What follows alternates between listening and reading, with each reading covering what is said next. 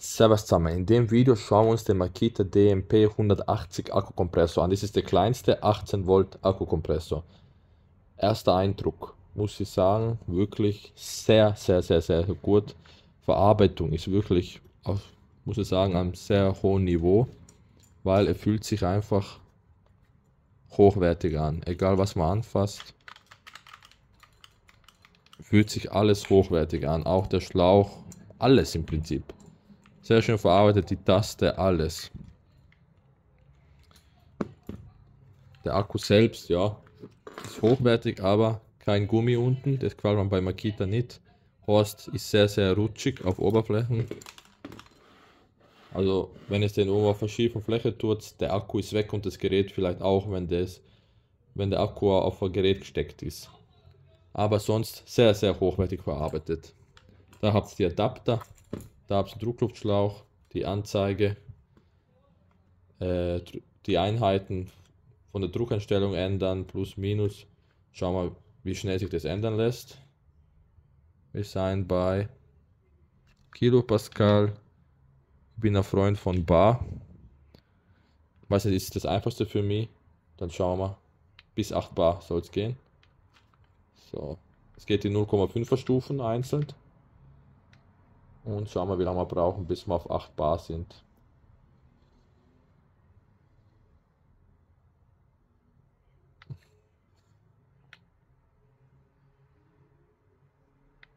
Mhm.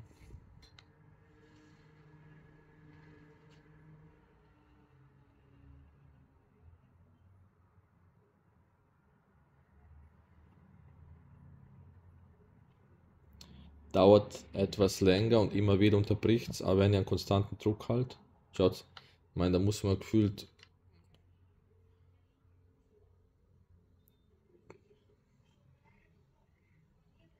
passt 8. So, stellen wir mal ein, das was wir für den Test nachher brauchen, aber es geht relativ schnell, muss ich sagen. Ja, ist in Ordnung.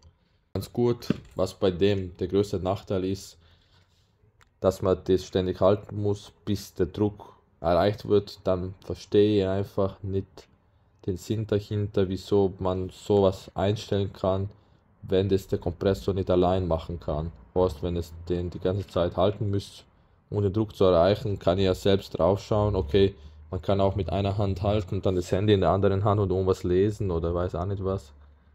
Aber im Prinzip, ja, das ist der größte Nachteil von Anfang an schon. Das, wieso ihn eigentlich, ja, für mich persönlich jetzt nicht empfehlenswert finde. Weiß nicht, das ganze Zeit da halten. Würde es schneller gehen, dann wäre es ja in Ordnung, sagen wir wie beim großen Kompressor, weil da muss man ja auch halten. Der pumpt ja nicht von allein. Aber na, das taugt man nicht. Sonst ist er kompakt, gut verarbeitet, passt alles, gibt nichts zu meckern. Da, wenn man hat der LED, top. So, schauen wir uns die Maße an.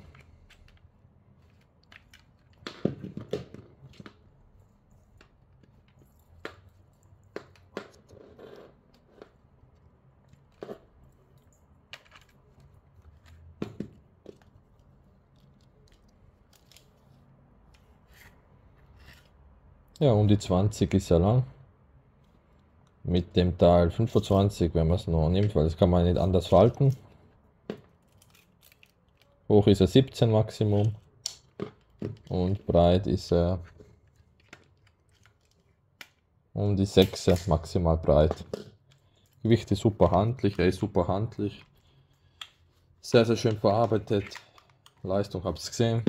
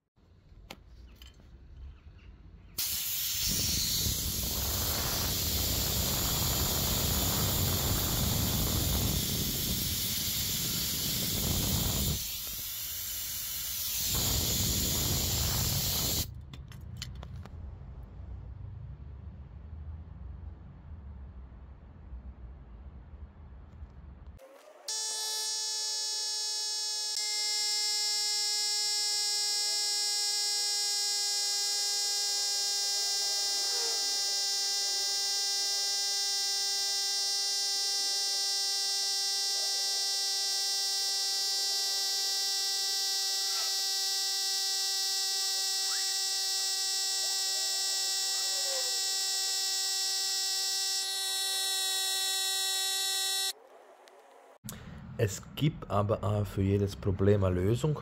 Wie ihr sehen könnt, habe ich mir einfach einen Kabelbinder genommen und das so gesteckt, dass es eben nicht zupackt, aber die Festigkeit reicht, dass es hebt.